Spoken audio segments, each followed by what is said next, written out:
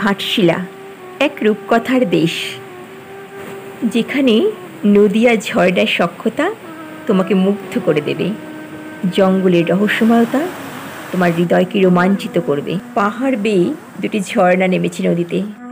চারিদিকে শাল, মহুয়া প্রভৃতি নানা গাছের সবুজ জঙ্গল। দূরে ধ্যানমগ্ন নিস্তব্ধ পাহাড়। আর এই সবুজ প্রকৃতির মাঝেই ছড়িয়ে ছিটিয়ে রয়েছে কিছু আদিবাসী গ্রাম ও তাদের প্রকৃতিকে ভালোবেসে দিন যাপনের কাহিনী।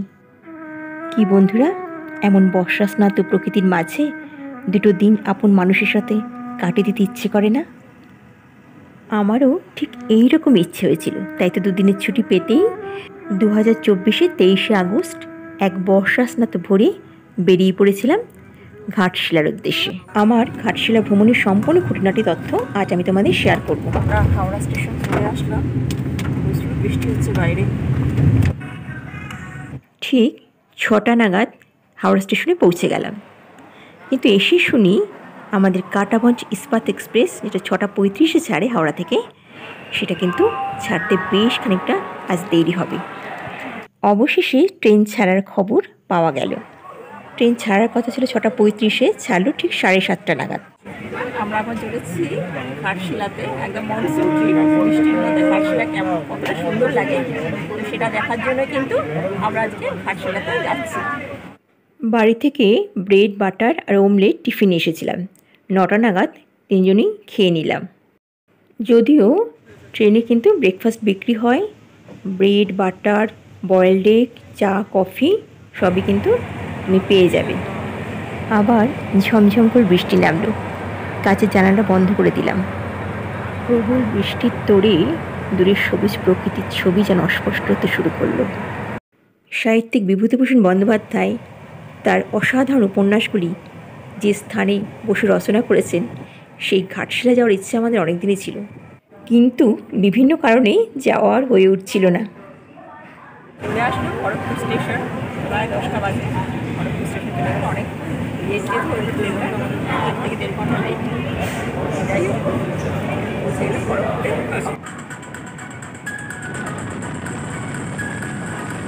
এখন সকাল 10টা 33 বাজে। চলে এলাম ঝাড়গ্রাম স্টেশনে। হাওড়া ছেড়ে প্রথম ট্রেনটি থেমেছিল খড়গপুরে, তারপরে থামলো ঝাড়গ্রামে। ট্রেন এখন ঝাড়গ্রাম স্টেশন ছেড়ে ছুটে চলল পরবর্তী স্টেশনের দিকে। ঝাড়গ্রামের পর ট্রেন এসে থামলো চাকুলিয়া স্টেশনে। 10টা 53 বাজে আমরা চলে এলাম চাকুলিয়া স্টেশনে। এরপরে কিন্তু ঘাটশিলা। চাকুলিয়া স্টেশন ছেড়ে ট্রেন আবার ছুটে চলল। বৃষ্টি একটু থেমেছিল, কিন্তু আবার আকাশে ঘন কালো মেঘ ছেয়ে গেল। অবশেষে সকাল 11টা 15 নাগাদ আমরা ঘাটশিলা স্টেশনে পৌঁছালাম।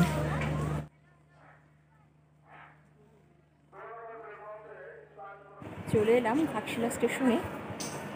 ওভারব্রিজ দিয়ে পাশে যেতে হবে। ঘাটশিলার স্টেশনের বাইরে প্রচুর অটো, টোটো, ম্যাজিক কার সবই দাঁড়িয়ে থাকে। তো আমরা যেহেতু হোটেলে যাব, রিক্সায় উঠে পড়লাম।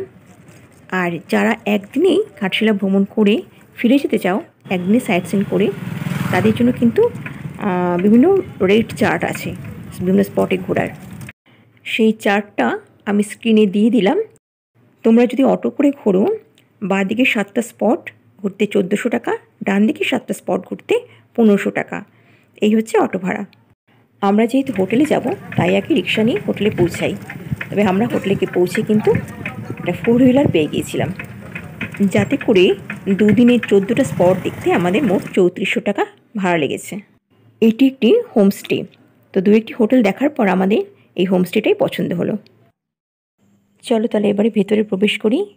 আমাদের কিন্তু দোতলায় রুমটা, চলে এসেছি রুমে। একটি বিগ সাইজের বেড রয়েছে, দেখো এই পাশে একটা মিরর রয়েছে। আচ্ছা, 2টো ফ্যান রয়েছে, টিভি রয়েছে দেখতে পাচ্ছ। এসি রুম, এটা এসি তো অবশ্যই রয়েছে। সামনে একটি ব্যালকনি রয়েছে, আর এই পাশে দেখো একটা বেসিন রয়েছে। হোমস্টের ওয়াশরুমটা তোমাদের দেখিয়ে দিই। এই হচ্ছে ওয়াশরুম, কোমোড রয়েছে, কল, তো এপাশে গিজার সবই রয়েছে। রুমটি দোতলায়। চলো এবার ব্যালকনিতে যাই। এই হচ্ছে বাইরের ভিউটা। বেশ ওখান দিয়ে একটুখানি গেলেই কিন্তু সুবর্ণরেখা নদী। এই রাস্তা দিয়ে গেলেই 2 মিনিট হাঁটলে সুবর্ণরেখা নদী পড়বে। কাছেই রয়েছে ঘাটশিলা রাজবাড়ি। তো আমরা চলে এলাম আমাদের হোটেলে। সামনে সুবর্ণরেখা নদী, একদম কাছে না, 2 মিনিট হাঁটা পথে সুবর্ণরেখা নদী পড়বে। ইনি হচ্ছে শুক্লাদি, ওনাদেরই হোমস্টে রিভার ফ্রন্ট। এই হোমস্টেটি নতুন হয়েছে একদম, তো সেই জন্য রিসেপশন বলে আলাদা কোনো রুম তেমন নেই, তাই ঘরে বসেই সমস্ত ফর্মালিটিস কমপ্লিট করা হলো।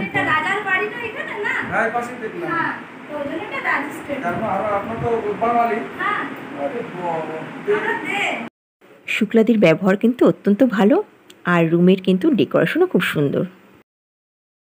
এছাড়া ব্রেকফাস্ট, লাঞ্চ, ডিনার সবই তুমি অর্ডার করলে রুমে বসে পেয়ে যাবে। এই হোমস্টের কোনো রুম যদি তোমরা বুক করতে চাও, তবে হোমস্টের কার্ডে দেওয়া ফোন নাম্বারে ফোন করে অনলাইনে বুক করতে হবে। অবশেষে আমাদের পছন্দসই হোটেলে আমরা চলে এসেছি। হোটেলটা আগে থেকে বুক করিনি, তো এসেই বুক করলাম।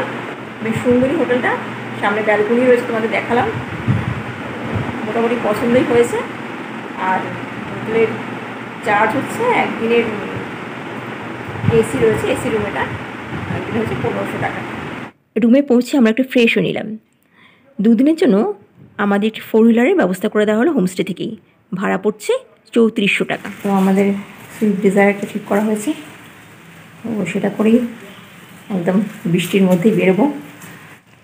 এখন সময় প্রায় 1:30টা, তো সেই জন্যই আগেই আমরা লাঞ্চ নিলাম পথের পাঁচালী বলে একটু রেস্টুরেন্টে। বিরিয়ানি দিয়ে লাঞ্চ সারার পর এবার আমাদের প্রথম গন্তব্য হচ্ছে রাতমোহনা।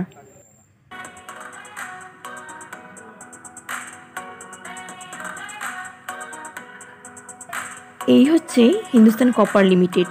রাতমোহনা যাওয়ার পথেই কিন্তু পড়বে। শোনা যায় সাহিত্যিক বিভূতিভূষণ বন্দ্যোপাধ্যায় সুবর্ণরেখা নদীর কোনো এক চরে এসে বসতেন। এই সেই চর। রাতের বেলা চাঁদের আলোয় নদীর জল চিকচিক করত। তিনি এ চরে নাম দিলেন রাতমোহনা।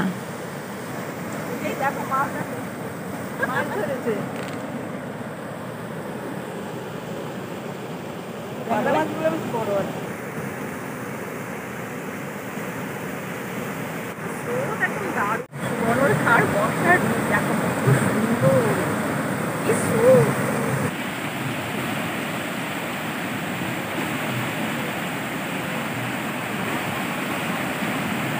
আমাদের কিন্তু মৌসুম ঠিক একদম চলে গেছে। সারা বর্ষায় ঘাটশিলা এসে চারিদিকে সবুজ প্রকৃতি যেমন দেখতে পাচ্ছি, তেমনি কিন্তু মানে সুবর্ণরেখার যে অপূর্ব ভয়ঙ্কর সুন্দর রূপ, সেটা কিন্তু এই বর্ষাকালে এসে দেখতে পাওয়া যায়। অন্য সময় কিন্তু এই রূপটা তোমরা দেখতে পাবে না। এত স্রোতে নামা একদমই ঠিক হবে না, কিন্তু জলে নামতে ভীষণ ইচ্ছে করছে, তাই পাটাই অন্তত ভেজাই। এর পাশে কিন্তু একটা ঝর্ণা রয়েছে, চলো ঝর্ণাটা দেখে আসি। ঝর্ণা ভীষণ সুন্দর, বর্ষাতে কিন্তু এই সৌন্দর্য উপভোগ করা যায়। মাছ কিছু পড়লো রে, ও বাংলা বুঝতে পারবে না। না একেবারে প্রকৃতির মধ্যে মিশে আসলে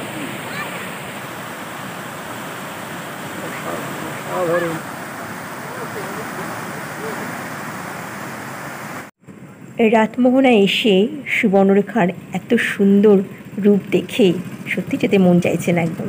চারদিকে সবুজ প্রকৃতি, তার মাঝে এমন স্রোতস্বিনী নদী, ঝর্ণা, সব মিলে অপূর্ব লাগছে কিন্তু ঘাটশিলা। আমরা সুবর্ণরেখা নদীর সৌন্দর্য দেখলাম, তার সঙ্গে ঝর্ণার সৌন্দর্য দেখলাম।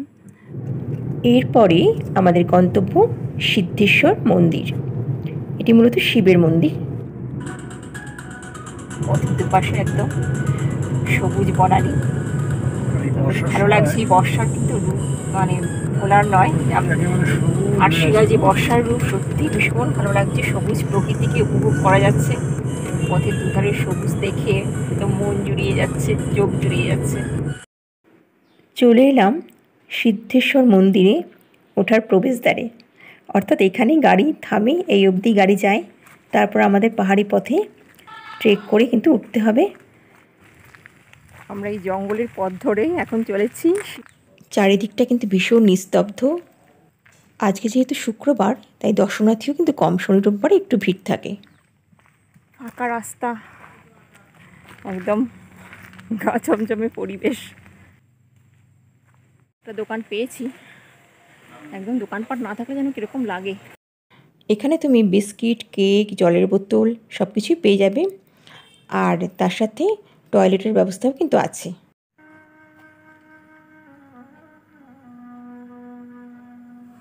মনে হচ্ছে সভ্যতা থেকে অনেক দূরে চলে এসেছি।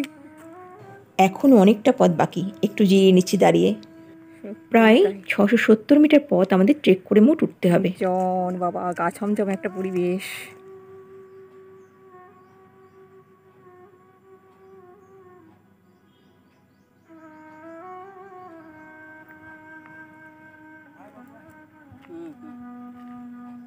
প্রকৃতির সৌন্দর্য অপরিসীম, যথেষ্ট টাফ একটা রাস্তা। শরীর বুঝে বয়স্ক লোক থাকে ওঠা না ওঠাই ভালো। অবশেষে আমাদের গন্তব্যে আমরা চলে এলাম। এই হচ্ছে সিদ্ধেশ্বর মন্দির, পুরোহিত রয়েছে। অবশেষে আমরা পৌঁছালাম মন্দিরে। যথেষ্ট কঠিন পথ, পথ বেয়ে দেবতার দর্শন তো করতেই হয়। মহাদেবের দর্শন করতে গেলে একটু কষ্ট তো করতেই হবে। তো খুব ভালো লাগছে যে অবশেষে উঠতে পারলাম।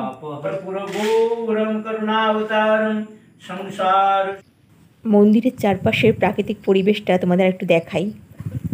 মন্দিরে ওঠার পথটা দুর্গম হলেও মন্দিরে এসে কিন্তু মনটা ভীষণ শান্ত হয়ে গেল। এবার ফিরে যাওয়ার পালা। সিদ্ধেশ্বরী মন্দির দেখে এবার আমরা চলেছি রঙ্কিনী মাতার মন্দির দেখতে। ইউরেনিয়াম মাইন আছে, ইউরেনিয়াম তোলা হয়। আর এই হচ্ছে চা, টি ব্রেক হলো আমাদের, চা খেলাম একটু, বেশ দারুণ চা। আবার গাড়িতে উঠে বসি। এবার গন্তব্য হচ্ছে রঙ্কিনী মাতার মন্দির। চলে এলাম রঙ্কিনী মাতার মন্দিরে। এটি একটি প্রাচীন মন্দির। ঝাড়খণ্ড রাজ্যের জাদুগোড়াতে এই মন্দিরটি অবস্থিত। মন্দিরের পাশেই রয়েছে পুজোর সামগ্রী কেনার দোকান। এখান থেকে ডালা কিনে তোমরা পুজো দিতে পারবে। আমরা মন্দিরে পুজো দেওয়ার জন্য ডালা নিয়ে নিচ্ছি। বিভিন্ন দামের ডালাই রয়েছে, তো পুজো দেওয়ার কোনো অসুবিধা হবে না। মন্দিরে পুরোহিত রয়েছে, প্রতিদিনই মন্দির খোলা থাকে। আজকের এই পর্বটা আর দীর্ঘায়িত করব না, এই পর্বটা আমি এখানেই শেষ করছি। দেখা হচ্ছে দ্বিতীয় পর্বে। দ্বিতীয় পর্বে কিন্তু আমি 9টা স্পট আরও তোমাদের দেখাবো ঘাটশিলার। সেগুলি হলো গালুডি ড্যাম, বৈষ্ণোদেবী মন্দির, ফুলডুংরি পাহাড়, বুরুডি লেক, ধারাগিরি ফলস, সাহিত্যিক বিভূতিভূষণের বাড়ি গৌরীকুঞ্জ, এছাড়াও সূর্য মন্দির এবং ঘাটশিলার রামকৃষ্ণ মিশন। দ্বিতীয় পর্বটি দেখার জন্য সবার কাছে অনুরোধ রইল। আজকের পর্বটা তোমাদের কেমন লাগলো অবশ্যই বলো। আর সবাই ভালো থেকো, দেখা হচ্ছে নতুন পর্বে। আজকের মতো তাহলে টাটা।